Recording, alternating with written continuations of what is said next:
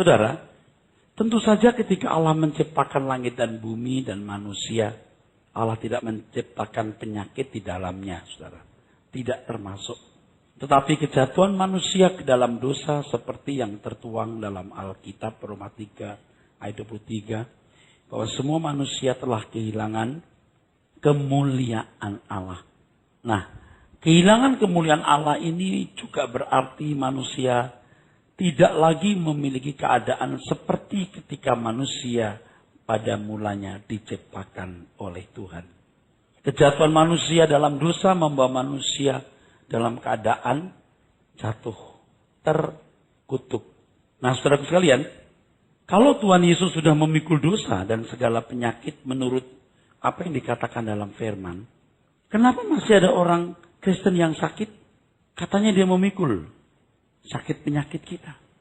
Nah, ini akan kita bedah dengan cukup detail di waktu-waktu ke depan ini, saudara. Dan ini baru bagian kecilnya, ada bagian besarnya. Nah, ada 3 penyebab mengapa masih ada orang Kristen yang sakit. Yang pertama, sakit yang kita alami itu bisa karena orang tua. Kalau orang tua mengidap satu penyakit, maka ada garis sejarah, ada catatan keturunan, anaknya ikut terkena penyakit. Ya, kalau orang tuanya kena gula darah, anaknya bisa. Itu bisa. Ya. Kalau ada nenek moyangnya yang gila, lalu ada anaknya yang bisa sakit gila. Apalagi kalau itu HIV. Waduh. Saudara, Tuhan menimpakan kesalahan orang tua kepada anak-anaknya. Itu dalam Alkitab kita menemukan Gehazi yang menipu demi kekayaan atau uang. Lalu anak-anaknya ikut mengalami penderitaan tersebut. Nah, inilah kausalitas yang pertama. Orang tua yang bersalah, anaknya ikut. Kedua, sakit penyakit bukan karena orang tua. Bukan karena nenek moyang, tapi karena diri sendiri. Karena kejahatan yang dilakukan. Di sini termasuk pola makan yang tidak baik. Tidak memiliki pola hidup dan pola makan yang tidak baik. Banyak penyakit yang dialami oleh karena hidupnya tidak sesuai dengan kehendak Allah. Pelanggaran terhadap firman Tuhan. Dan yang kedua, ketidaktertiban hidup. Itu kausalitas yang kedua, saudara. Salah kita sendiri. Ya. Yang ketiga, karena Tuhan mengizinkan. Seperti dalam Yohanes pasal 9, ada orang yang buta sejak kecil. Tuhan Yesus mengatakan, karena Allah mau dimuliakan lewat hal itu. Ini termasuk pengecualian, saudara. Termasuk sakit yang dialami oleh Ayub. Ayub sakit barah, borok seluruh badannya. Itu bukan karena Ayub bersalah. Tuhan mengizinkan itu terjadi untuk kebaikan Ayub. Ayub dinaikkan kelasnya. Ayub ditingkatkan kedewasaan rohaninya. 3 kausalitas utama, saudara. Ya, orang tua, diri kita sendiri, lalu khusus. Nah, pada umumnya yang kedua. Kalau mau jujur, prosentase yang kedua ini paling banyak. Karena kesalahan kita sendiri. Harus kita waspadai bahwa iblis mengingini anak-anak Tuhan berumur pendek. Seperti iblis berusaha menjatuhkan Tuhan Yesus dan berusaha membunuhnya agar ia bisa melenyapkan gerak pelayanannya. Demikian pula iblis bermaksud hendak membunuh umat pilihan agar pertumbuhan mengenakan kodrat ilahi digugurkan. Dengan cepat membunuh seorang anak Tuhan berarti iblis berhasil mempersempit gerak umat pilihan untuk mencapai kesempurnaan guna menjadi korpus delikti seperti Tuhan Yesus. Yaitu fakta yang membuktikan bahwa iblis bersalah dan pantas dihukum. Kematian yang cepat akan menggagalkan rencana Allah. Gagalnya karakter Kristus terbangun dalam hidup seseorang. Manuver iblis yang licik seperti ini tidak disadari oleh banyak orang Kristen, bahkan banyak pengajarnya. Bisa saja Tuhan Yesus menyembuhkan orang sakit. Iblis membuat sakit, Tuhan menyembuhkan. Tapi kalau sakit orang itu karena salahnya sendiri, Tuhan tidak bisa menyembuhkan. Karena yang ditabur orang itu juga akan keduanya dari 3 kausalitas atau 3 penyebab sakit lagi. Tidak bisa dibantah walaupun tidak ada survei. Tetapi dalam kehidupan di masyarakat kita bisa menganalisa dengan jujur dan meneropong bahwa kausalitas yang kedua yang terbanyak. Menjadi tidak efektif buat Tuhan. Karena sakit, karena lemah fisik. Menjadi tidak efektif buat Tuhan. Ya, menjadi tidak efektif buat Tuhan. Dan banyak orang tidak menyadari hal ini. Mestinya dari sejak dini, orang diajar begini. Untuk menjaga kesehatan supaya efektif buat Tuhan. Supaya panjang umur. Supaya saudara bisa melewati tahun-tahun panjang dan mencapai kesempurnaan. Guna menjadi apa? Corpus delicti. Fakta yang membuktikan kesalahan telah dilakukan. Dalam ini kesalahan siapa? Iblis. Oke? Ini jelas? Clear? Clear. Iblis menghendaki kita berumur pendek atau paling tidak efektif untuk Tuhan. Oke, terus? Cara iblis membunuh orang percaya antara lain dengan menggunakan kesalahan konsep dan pengertian mengenai bagaimana memiliki tubuh yang sehat. Kesalahan ini dapat menggunakan penyesatan berkenaan dengan tanggung jawab atau kehendak bebas memperpendek umur hidup seseorang. Kesalahan itu paling tidak iblis akan memperoleh keuntungan kalau kita sakit.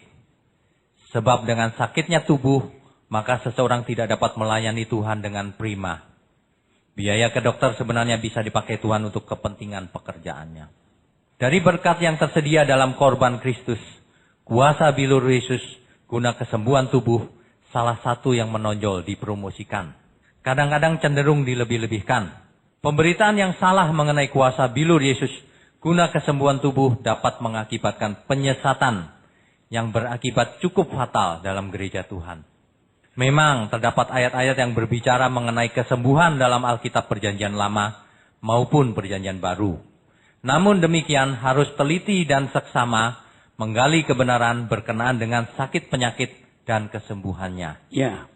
Jangan karena di dalam Alkitab kita menemukan bagaimana Tuhan menggunakan kuasanya yang tak terbatas. Menyembuhkan orang. Lalu kita dengan gampangnya. Ya, menggunakan kuasa Tuhan untuk menyembuhkan penyakit. Dengan kuasa Tuhan untuk menyembuhkan penyakit kita. Kita harus cerdas meneliti setiap teks Alkitab. Kita harus melihat makna orisinil ayat itu. Jadi tidak diambil suka-suka kita. Karena Tuhan menyembuhkan penyakit, lalu kalau kita sakit kita minta kesembuhan.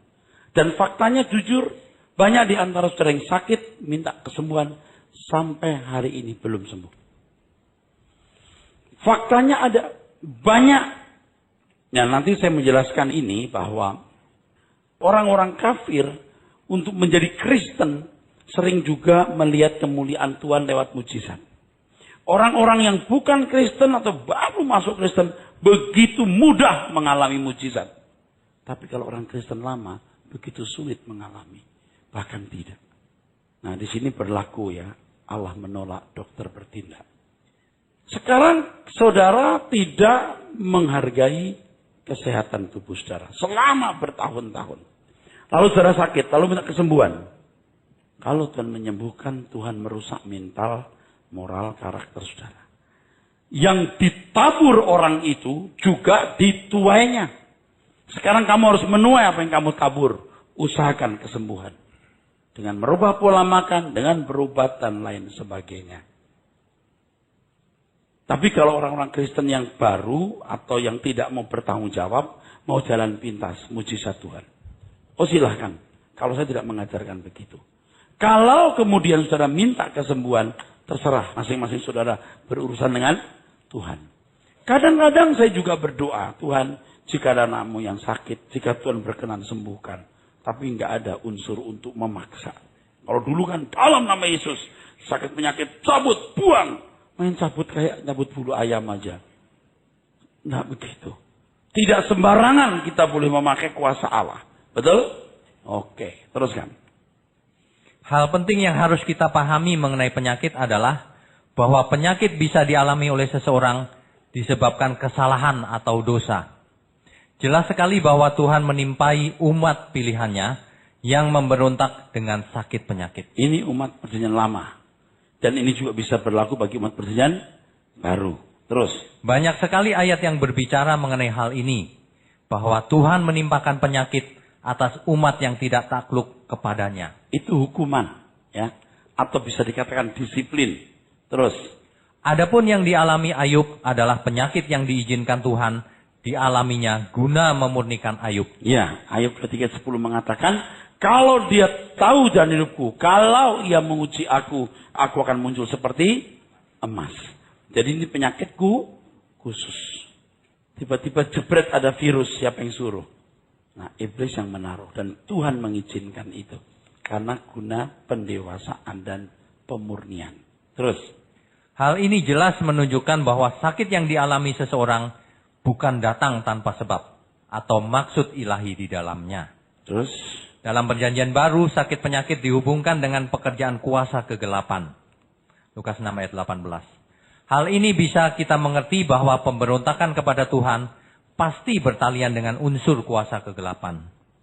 Dalam perjanjian baru dapat ditemukan penyakit dialami oleh orang percaya karena suatu kesalahan. Ya, ini yang mengadakan perjamuan kudus dengan tidak hormat, Tuhan mau menimpakan penyakit. Oke, terus. Bagaimana dengan janji kesembuhan bagi umat perjanjian baru? Apakah dengan percaya kepada Tuhan Yesus kita tidak dapat mengalami sakit penyakit? Kenyataan yang dapat disaksikan adalah banyak orang Kristen yang mati dalam penderitaan oleh karena sakit penyakitnya. Termasuk pendeta.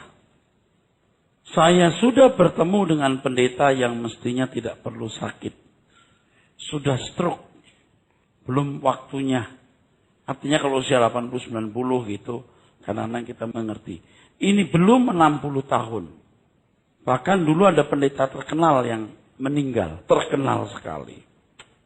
Pendeta besar, ini papan atas. Meninggal usia muda. Saya hanya mendengar dari sahabat-sahabatnya. Dia suka makan sate. Habis makan sate, makan duren. Begitu. Iya. Meninggalnya juga gara-gara itu terus mandi atau tiba-tiba sakit. Terus meninggal. Oke, teruskan. Ada beberapa catatan penting yang harus kita pahami di sini. Harus dimengerti bahwa janji kesembuhan yang ditulis dalam Alkitab mengenai kesembuhan hampir selalu berkaitan dengan pemberitaan Injil atau tanda dan bukti kuasa Allah dalam Yesus Kristus. Jadi kalau ada janji kesembuhan ilahi, sembuhkan orang sakit, begitu ya. Itu konteksnya itu pemberitaan Injil. Ketika Injil diberitakan, tumpangan tangan ke atas orang sakit sembuh. Itu konteksnya dalam pemberitaan Injil. Pemberitaan Injil pada zaman itu, ingat ini, pada apa? Zaman itu, orang itu kafir fer. Kafir fer. Nggak mengenal Tuhan, nggak mengenal agama. Apalagi kalau pemberita Injil itu memberitahu ada juru selamat anak Allah. Mana tahu nama Allah? Masa Allah punya anak? Ini kalau orang Yahudi. Apalagi yang tahu itu anak tukang kayu. Nah, saudara bisa mengerti? Ini zaman dulu.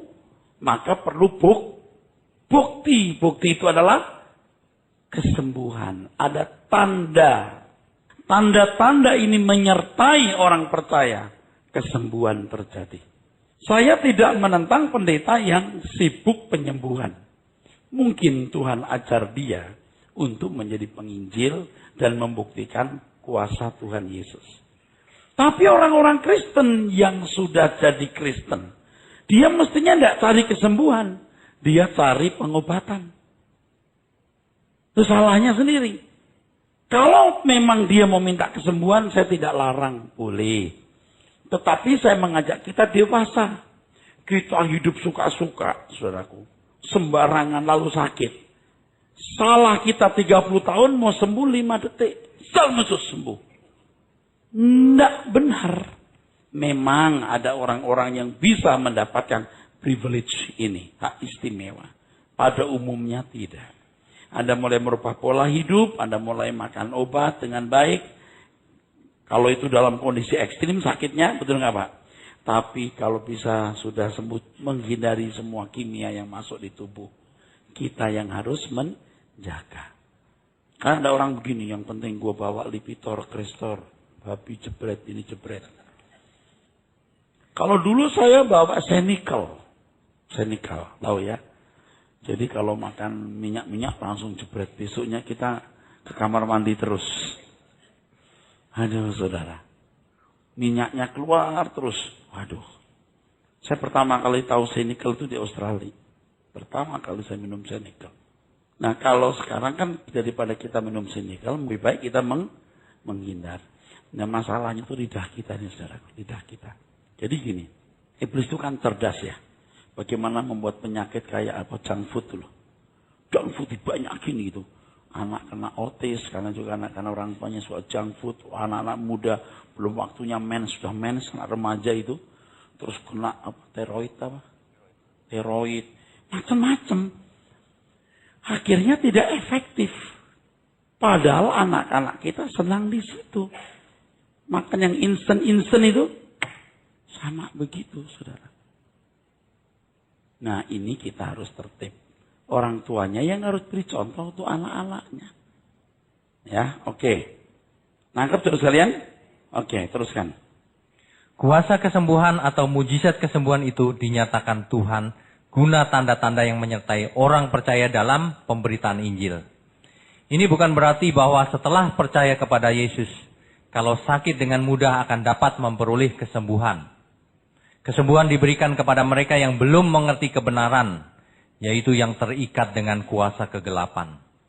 Kehadiran Injil menyelamatkan jiwa mereka dan menyembuhkan penyakit mereka. Tatkala orang belum mengenal kebenaran Tuhan, hidup dalam kebodohan, Tuhan berkenan memberi anugerah kepada mereka yang telah hidup dalam kebodohan tersebut. Tetapi setelah seseorang mengenal kebenaran, mereka dipanggil untuk bertanggung jawab atas kesehatan tubuh mereka sendiri. Berkaitan dengan ini perlu memeriksa 1 Petrus 2 ayat 24. Mari kita baca ayat itu, saudaraku. Ia sendiri telah memikul dosa kita di dalam tubuhnya di kayu salib, supaya kita yang telah mati terhadap dosa hidup untuk kebenaran. Oleh bilur-bilurnya kamu telah sembuh. Ya, nah, ini satu pandangan yang baru. Rasanya belum ada orang yang tulis ini. Saya tidak tahu, kalau pernah ada bagus. Tapi saya belum pernah membacanya. Teruskan Pak. Berkaitan dengan ini perlu memeriksa 1 Petrus 2 ayat 24 dan mencoba memahami isinya. Bahwa oleh bilur-bilurnya umat Tuhan telah disembuhkan. Untuk mengerti ayat ini harus melihat ayat 25. Bahwa ini bertalian dengan keselamatan awal yang telah kita terima. Kesembuhan di sini berkenaan dengan dosa, bukan penyakit virus tubuh, tetapi kodrat dosa, sinful nature. Berkenaan dengan keselamatan jiwa. Jadi kalau jujur, teks ini berkenaan dengan kesembuhan jiwa dan roh. Jika kita memperhatikan dari ayat 21, maka nasihat yang diberikan adalah mengenai bagaimana memiliki karakter Kristus yang tidak membalas kejahatan dengan kejahatan. Ini berbicara mengenai jiwa yang sehat. Tuhan menghendaki umatnya memiliki jiwa yang sehat seperti ini. Namun demikian, Tuhan dalam kebijaksanaan dan pengertiannya yang luar biasa, mengizinkan kesalahan itu berlangsung demi kepentingan pelebaran Injil. Tuhan juga bisa menggunakan ayat tersebut untuk mengadakan banyak mujizat guna membuktikan bahwa Tuhan Yesus adalah Allah yang benar. Tetapi jemaat harus dewasa dan makin memahami kebenaran. Sudah saatnya orang percaya memahami makna orisinil ayat tersebut. Iya, orisinilnya begitu. Kalau membaca seluruh perikop ini nggak ada unsur sakit fisik. Semua berkaitan dengan apa? Sinful nature, karakter watak. Tapi kalau itu dikenakan untuk penyakit jasmani, boleh. Oleh bilurnya kamu disembuhkan, bisa. Bukan tidak bisa, bisa. Tetapi sudah saatnya kita dewasa, betul. Oleh bilurnya kamu disembuhkan, bisa. Tapi intinya sebenarnya kesembuhan karakter, kodrat dosa, saudara. Itu lebih penting. Oleh kematian Tuhan Yesus di kayu salib, kita dimungkinkan memiliki karakter yang diubah. Amin. Amin. Tidak gampang orang sakit langsung sembuh. Tidak gampang. Itu melanggar prinsip yang Allah sendiri tegakkan. Yang ditabur orang juga akan dituainya. Yang ditabur orang juga dituainya. Anda masih bersama saya? Nah, ini kan sebenarnya jarang ya dikemukakan orang. Selama ini kalau bicara soal kesembuhan, dia pakai ayat ini. Lari dulu. Padahal kalau kita jujur memeriksa teks itu, tidak ada unsur penyakit jasmani. Yang dibicarakan soal kecemburuan, soal dosa, soal kejahatan. Bukan fisik, saudaraku, tapi jiwa. Oke, teruskan Pak. Dalam kebodohan karena tidak mengenal Tuhan Yesus Kristus, seorang Kristen telah ditawan oleh iblis. Tolong dikoreksi, dalam kebodohan karena tidak mengenal Tuhan Yesus, seseorang sebagai akibatnya mengalami banyak penderitaan, khususnya sakit penyakit. Ketika bertobat dan menerima Tuhan Yesus Kristus, banyak diantaranya beroleh kesembuhan. Namun bukan berarti selanjutnya setelah menjadi orang Kristen, mereka tidak mudah terserang penyakit. Dan bila kita sakit akan dengan mudah menerima kesembuhan melalui doa. Bapak Ibu paham maksudnya ini? Ya, Tuhan mau memberi tanda dia berkuasa. Tapi setelah jadi orang Kristen, jangan manja. Harus sudah dewasa. Sama loh kalau anak kecil minta duit dikasih duit mamanya. Udah umur 30-40 tahun, nggak gampang. Kalau masih mau dikasih, merusak. Cari uang sendiri. Oke, terus. Kalau sudah mengerti kebenaran, tetapi tidak menjaga kesehatan tubuhnya, kemudian jika sakit, maka harus menanggulanginya pula secara bertanggung jawab. Tidak selalu dengan mudah Tuhan akan menyembuhkan, yaitu apabila sakit karena kelalaian sendiri. Ya, ini bagus loh. Tulisan ini bagus. Nanti masih ada lagi tulisan mengenai bagaimana Paulus dengan duri dalam daging. Terus? Dokter dan obat-obatan salah satu sarana tanggung jawab. Ini bukan berarti mujizat tidak berlaku. Nah, jangan berpikir seolah mujizat tidak berlaku. Ini kan orang, gimana ngomongnya? Kadang-kadang orang yang picik itu berkata mujizat masih berlaku.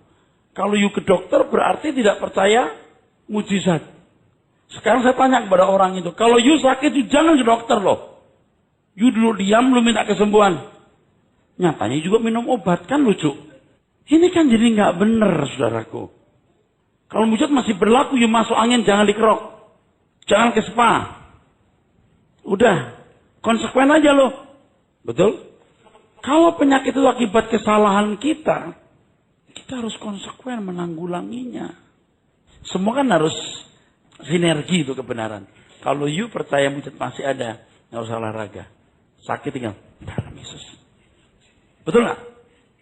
You bertanggung jawab. Ajarkan kepada orang lain seperti itu. Mujizat tetap berlaku. Ini pun juga tergantung dari karunia-Nya. Barangkali ada yang berkata bahwa dengan iman dapat sembuh kalau menderita sakit. Harus dilihat bahwa karunia iman adalah salah satu dari karunia pula yang tidak dapat digunakan semau-mau sendiri. Seperti bahasa roh. Bisa dipakai semau-mau sendiri? Enggak loh. Juga karunia iman. Harus semua dalam kontrol Roh Kudus. Terus. Alkitab mengatakan bahwa masing-masing orang percaya memiliki karunia iman yang berbeda. Sikap bertanggung jawab dengan ke dokter bukanlah dosa dan pelecehan terhadap kuasa Allah dan kasih-Nya. Nah dulu itu sempat muncul kalau orang ke dokter itu seolah-olah imannya lemah. Nah pada waktu saya masih muda, saya masih ingat ada seorang ibu ya. Dia punya anak. Anaknya itu murid sekolah minggu kami. Sebelum ke dokter, mesti ke gereja dulu. Kalau nggak mau ke dokter dia.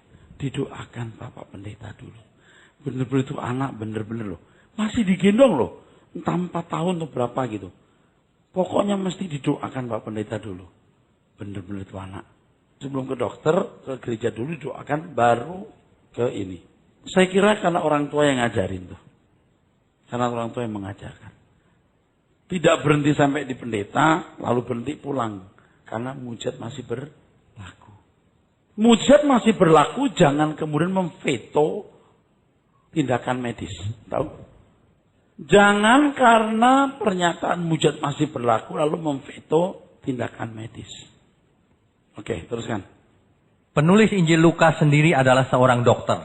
Dokter pun bisa menjadi sarana Tuhan menyembuhkan kita. Kenapa Tuhan memberikan kita daun-daunan? Entah daun dewa lah, daun sirsak lah. Itu semua sarana. Nah, ini sekarang saya nyimpang dikit. Agak mengerikan ini. Kalau manusia tidak jatuh dalam dosa, memang nggak ada penyakit seperti hari ini. Tetapi ketidaktertiban pasti juga punya akibat. Anda bisa ngerti maksud saya? Kalau tidak, kenapa Tuhan menciptakan daun-daun yang bisa menyembuhkan penyakit? Apakah Tuhan berlaku licik dengan berpikir begini? Berskenario begini. Nanti manusia jatuh dalam dosa. Biar aja. Nggak mungkin. Tapi yang ini tidak usah dirisaukan, saudaraku. Sebab di surga nanti, kata kitab Wahyu juga ada orang-orang sakit yang disembuhkan pakai daun pohon kehidupan. Nah itu.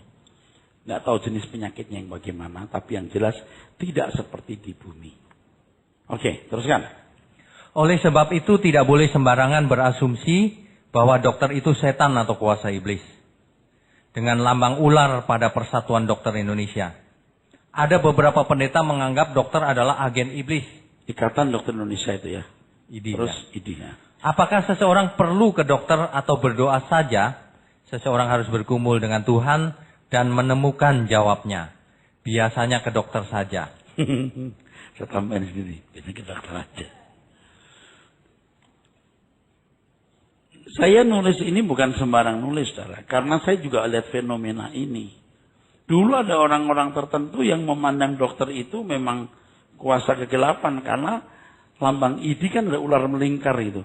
Dia itu nggak belajar Alkitab bahwa seperti ular dinaikkan di padang gurun. Itu ular Nehustan yang dilihat orang Israel yang kena bisa ular akan sembuh. Ular pun lambang dari Tuhan Yesus yang dinaikkan di Bukit Kalvari. Jangan karena ular aja mesti setan. Gitu. Terus. Pernyataan di atas ini bukan berarti mengurangi keyakinan terhadap pemeliharaan atau providensia Allah atas kita. Dan kuasa mujizat Tuhan yang mampu mengangkat sakit penyakit. Tetapi penjelasan ini hendak mengajak jemaat Tuhan untuk memiliki tanggung jawab terhadap tubuhnya. Bagus kan saudara? Amin? Bagus. Ini mestinya dibaca banyak orang, ya. Terus, tubuh milik Tuhan yang dipercayakan kepada masing-masing individu. Tuhan masih menyediakan anugerah kesembuhannya kepada orang percaya yang sakit. Tetapi adalah lebih baik mencegah daripada mengobati. amin. Terus, setelah menjadi anak Tuhan, seseorang dipanggil untuk bertanggung jawab atas pemeliharaan tubuhnya yang adalah bait Roh Kudus. Itulah sebabnya Paulus menasihati anak rohaninya untuk menjaga kesehatan. ya jangan minum air, anggur sedikit, oke? Itu artinya kamu perhatikan juga kesehatan tubuhmu. Terus. Jadi dapat disimpulkan bahwa sebagai orang percaya dapat menjauhi sakit penyakit dengan menjaga kesehatan tubuh ini dan tidak memberontak kepada Tuhan hidup. Hidup dalam ketaatan kepada Tuhan. Dalam hal ini, hendaknya doa tidak dijadikan sarana manipulasi yang membuat seseorang lari dari tanggung jawab. Iya, doa tidak dijadikan sarana manipulasi atau kompensasi bisa. Yang membuat seorang lari dari tanggung jawab. Ya, saya masih ingat peristiwa ini. Kan, saya masih ingat waktu di Perdatam. Teman lama ya datang ke situ, kenal lama sih. Ini kelompok orang-orang alam roh gitu. Sekarang dia ikut seorang pendeta yang cukup dikenal, tapi yang alam roh. Waktu salaman, saya bilang gimana nih, waduh, tambah kurus nih. Waktu saya mulai mau kurus tuh, sekarang mulai gemuk lagi. Saya jawab begini, ya kita kan mesti bertobat nih. Nggak boleh. Maksudnya, kita kalau mau makan, kita berdoa ucapan syukur, Tuhan kuduskan. Kuduskan makanan ini. Artinya apa? Kalau permen, kuduskan permen ini. Enggak tuh, kalau pisang goreng juga enggak. Apa itu pengertian dikuduskanlah makanan ini? Harus mesti ngerti saudaraku. Kuduskan itu artinya pisahkan dari yang lain untuk digunakan kados. Jadi makanan ini buatlah berguna untuk tubuhku yang memuliakan engkau. Makanya makanan itu harus benar. Kalau makan nggak benar, nggak bisa. Masa gini Tuhan, kuduskanlah makanan ini dengan firman-Mu. Wah, piye caranya? Makanan dikuduskan oleh firman. Jangan ya saudara. Kita itu sebenarnya kalau berdoa juga tidak boleh terlalu bertele-tele loh. Kalau Tuhan terima kasih untuk makanan ini, berkatilah, amin. Udah. Terus. Pengajaran yang beredar selama ini dan sangat populer adalah bahwa seolah-olah kalau kita sakit, orang Kristen akan mudah menerima kesembuhan. Ini keliru. Sebab bila demikian, jemaat diajar untuk tidak bertanggung jawab menjaga tubuh yang adalah bait Roh Kudus. Jadi setiap perjamuan kudus selalu, kalau dulu ya, di gereja-gereja karismatik Pentakosta itu ya, setiap perjamuan kudus bilur-bilur. Jadi seolah-olah perjamuan kudus itu mengandung unsur mistik. Sampai dibawa pulang. Dimasukin kulkas. 3 sendok sehari. Ini fakta. Sampai ada satu kali peristiwa. Ini benar tidak saya dengar dari orang yang bisa dipercaya. Mau dimasukkan infus. Sampai dimarahin dokter. Mau dimasukin infus. Dipaksa masuk infus. Bayangin saudara. Betul kan? Pernah dengar kan? Kok bisa begitu loh saudara? Oke, terus. Sebagai buktinya adalah betapa mudahnya orang yang baru masuk Kristen atau orang kafir disembuhkan oleh kuasa nama Tuhan Yesus. Tetapi banyak orang Kristen yang sudah lama menjadi Kristen lebih sulit menerima kesembuhan dari Tuhan. Ya, Anda punya kolesterol tinggi, trigliseri tinggi. Anda doakan, Anda pakai minyak urapan, Anda mandi minyak urapan, tetap tinggi. Oke, terus. Karena kebodohan tersebut, tidak sedikit anak Tuhan bahkan hamba Tuhan yang meninggal dengan keadaan yang sangat mengenaskan dan memprihatinkan, yaitu diranjang sakit penyakit. Seharusnya mereka dapat memiliki umur lebih panjang, dan dengan umur panjang dapat melayani Tuhan lebih banyak, mengumpulkan harta lebih banyak, memenangkan jiwa-jiwa lebih banyak, dan berkarya bagi kerajaan Allah lebih banyak. Kebodohan ini membuka peluang iblis membunuh banyak di antara kita. Ini harta untuk kemuliaan Tuhan ya, bukan harta untuk diri sendiri. Terus, oleh sebab itu kita harus memperhatikan bahwa anak-anak Tuhan dipanggil untuk menjaga kesehatan tubuhnya dengan seksama. Perintah Tuhan kepada bangsa Israel untuk tidak makan makanan tertentu yang menyebabkan sakit penyakit. Indikasi bahwa anak-anak bertanggung jawab atas kesehatannya. Ya, kalau Tuhan melarang makanan ini, makanan itu, bukan hanya unsur religius, itu juga unsur higienis. Betul? Ini juga unsur kesehatan. Ini halal, ini haram. Itu bukan halal haram. Kenapa ini halal, ini haram? Pokoknya haram aja. Enggak. Karena Tuhan mau menjaga kesehatan anak-anaknya. Oke, terus. Ternyata makanan yang dilarang Tuhan dimakan oleh umat pilihannya adalah makanan yang mengandung kolesterol tinggi dan berbagai kemungkinan yang mengancam kesehatan tubuh. Nah, saya punya buku dalam bahasa Inggris ya. Buku itu membahas mengenai jenis-jenis makanan, kenapa dilarang Tuhan. Seorang ahli gizi membuktikan dalam buku itu bahwa makanan yang dilarang Tuhan untuk dimakan itu memang tidak sehat untuk tubuh. Sebenarnya tubuh kita memang nggak dirancang makan makanan yang aneh-aneh, saudara. Biji-bijian dan buah-buahan. Karena tubuh dari tanah, maka kelestariannya juga harus mineral dari tanah. Kalau gini, saudara. Binatang yang makanannya jorok itu pasti lebih mengerikan. Tahu maksudnya ya? Dia lebih jorok makan, dia pasti lebih mengerikan untuk kesehatan tubuh. Seperti burung-burung yang makan mayat gitu. Wah, itu lebih mengerikan. Kalau burung makan biji-bijian masih. Makan daun-daun masih. Tapi kalau udah mulai makan yang jorok-jorok, nah itu lebih mengerikan. Oke, teruskan. Tuhan juga memperingatkan agar orang percaya mengatur dan mengontrol nafsu makan. Tuhan tidak menghendaki umat pilihan menjadi pelahap yang rakus makan, sehingga tidak memperhatikan aspek kesehatan tubuh. Kalau nafsu makanmu meningkat, taruh apa? Peso. Jadi nafsu makan itu berkenaan dengan peso, kelasnya begitu. Ya. Artinya bahaya, itu bahaya. Lebih baik kamu bisa mati nih gara-gara itu. Itu maksudnya. Oke, terus Pak. Dalam Alkitab juga dijumpai kasus khusus seperti yang dialami Paulus, yaitu mengenai duri dalam daging. Memang duri dalam daging Paulus bukan berarti sakit penyakit. Terdapat beberapa penafsiran terhadap hal itu. Tetapi dalam bagian lain kita menemukan bahwa ternyata Paulus pun memiliki kelemahan. Dalam teks aslinya kata kelemahan di sini adalah asthenia. Dalam terjemahan bahasa Inggris diterjemahkan weakness. Sebenarnya kata asthenia terjemahan dari sickness atau penyakit. Kata asthenia juga kita jumpai dalam beberapa ayat ini, antara lain Matius, Lukas, Yohanes, dan Kisah Rasul. Sakit penyakit adalah realitas dunia faktuil yang telah jatuh dalam dosa. Sakit penyakit bisa menjadi bagian hidup yang tidak terpisahkan dari manusia. Di dalamnya proses penuaan yang tidak dapat dihindari oleh siapapun. Orang percaya tidak boleh menganggap sakit penyakit masalah besar, sehingga mata pengertiannya kurang tertuju kepada Tuhan. Iya. Sekarang kan lagi ada anti-aging segala macam ya. Ada suntik stem cell lah, apalah gitu ya. Sebenarnya saudara, kita bagaimanapun nggak bisa menghindari. Orang-orang kaya yang bisa umur 90 tahun ke atas, kalau obat juga nggak senang hidupnya. Paling bagus tuh memang langit baru, bumi baru. Amin. Jadi di sana udah nggak perlu anti aging lagi ya. Ya kan cantik terus, ganteng terus. Masuk Pak ya. Kita tunggu tanggal mainnya. Oke, amin. Oke. Itu penuaan tuh nggak bisa dihindari, nggak bisa. Cuman gini saudara, kalau makanan bagus, pola hidup bagus, tidurnya teratur, tetap different. Tetap nggak bisa dibeli pakai obat. Nggak bisa digantikan. Kurang tidur nggak bisa diganti pakai obat. Nggak bisa. Saya udah kurang tidur, waduh berat.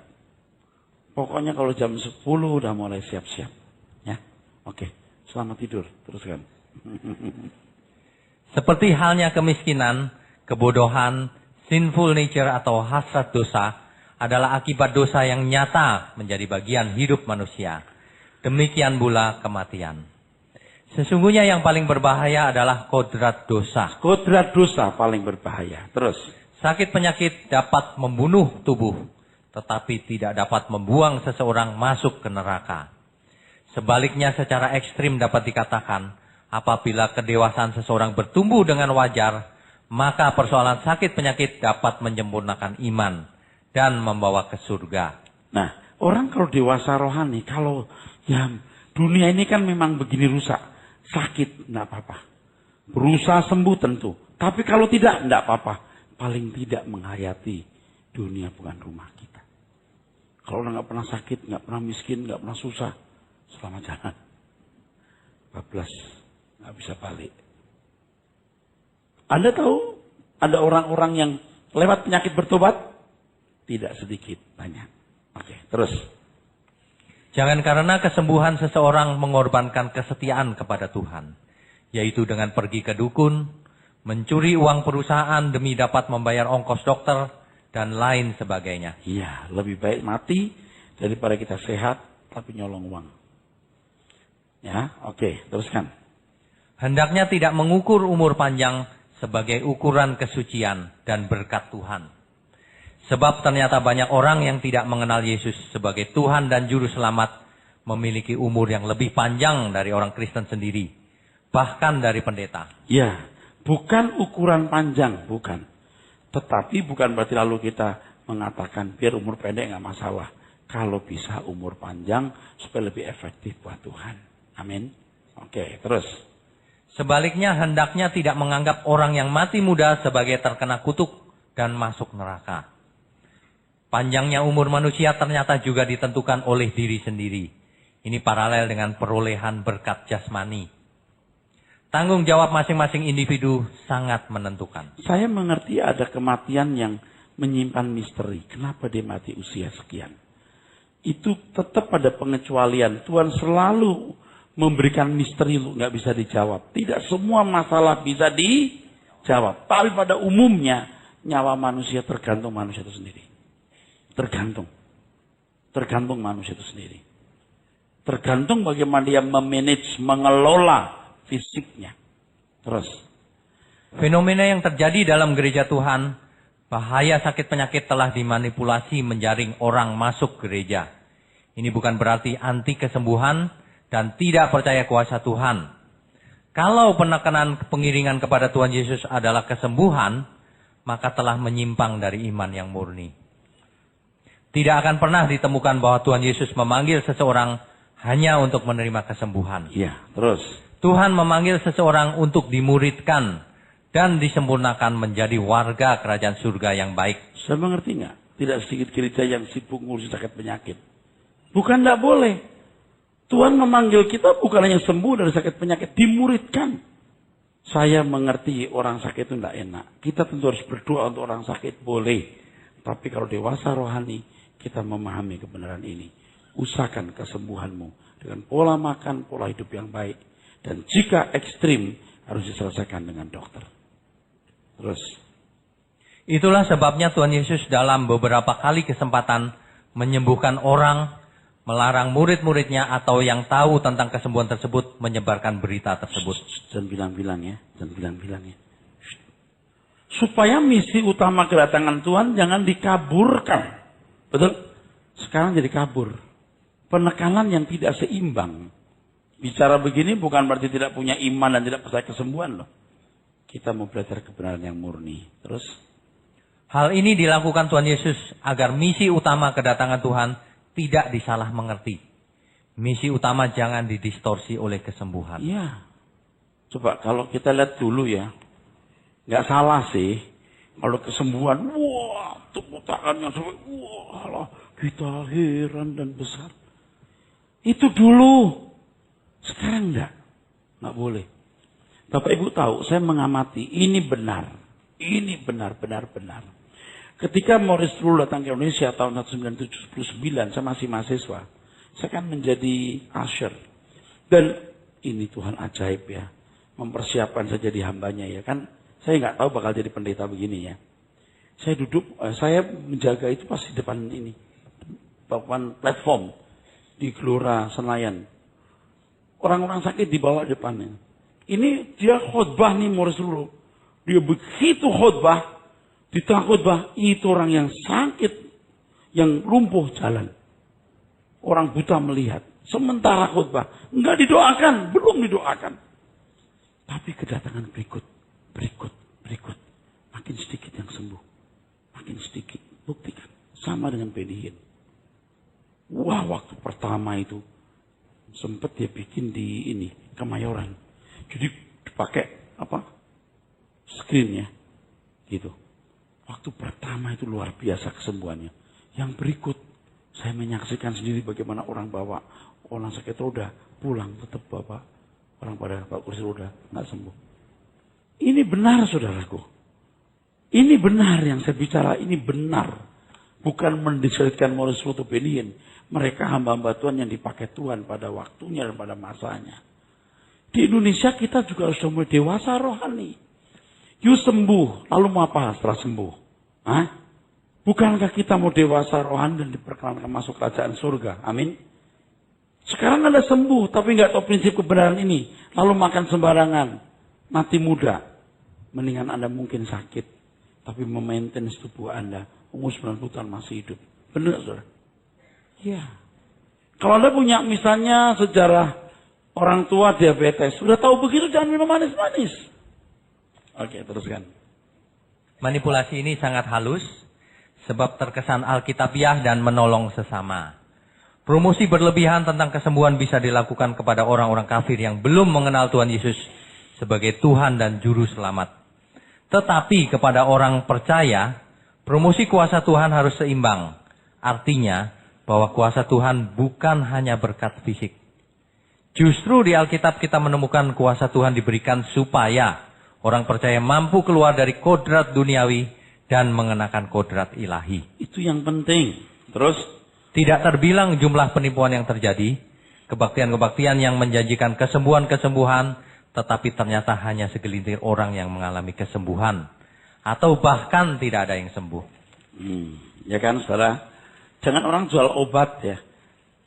1-2 yang sembuh. Tapi digeneralkan. Mesti kamu ngalamin. Itu juga gak jujur saudaraku. Ya. Setelah saya doakan saudaraku, dia jadi juara olimpiade sains. Yang lain coba doakan bisa nggak? Enggak. Kenapa? Dia dari kecil udah dipimpin orang tuanya, dibawa ke kursus terus. Yang begitu nggak adil loh, saudara. Betul? Nggak adil. Kok bisa loh kita mau ke dalam ketidakadilan seperti itu? Ya. Kalau saya terus terang mengambil segmen ini, dianggap tidak punya iman, terserah. Itu ya, Rasul ngomong begitu karena nggak punya kuasa. Memang saya nggak punya kuasa. Saya tidak pernah punya kuasa. Segala kuasa milik Tuhan. Enak kan saudara? Merdekalah aku. Terus. Janji kesembuhan hanya untuk memancing orang ke gereja, yang akhirnya merusak motivasi murni dalam mencari Tuhan dan melihat perkara-perkara rohani yang lebih mulia. Perhatikan kata Paulus, sekalipun manusia lahiriahku makin merosot, tetapi manusia batiniahku semakin diperbaharui. Sebab kami tidak memperhatikan apa yang kelihatan, tetapi apa yang tidak kelihatan. Dan apabila kesembuhan terjadi, ada kecenderungan mengekspos. Di sana terjadi promosi diri. Padahal tentu kesembuhan itu dilakukan oleh Tuhan. Atau sangat besar kemungkinan oleh iman orang yang disembuhkan tersebut. Promosi diri ini bisa berakibat penyanjungan atau pengaguman. Padahal Tuhan berkata apa yang dikagumi manusia dibenci oleh Tuhan. Kita harus mengembalikan semua ini pada jalur yang benar. Kita harus kembali kepada kebenaran. Kita membutuhkan tubuh yang sehat. Kita percaya mujizat kesembuhan. Kita percaya Tuhan memelihara umatnya sempurna. Kita bertanggung jawab atas kesehatan tubuh kita. Tuhan berperan, tetapi Tuhan tidak mengabaikan tanggung jawab kita. Di atas semuanya, kita harus meninggikan Tuhan dan hidup untuk kemuliaan namanya.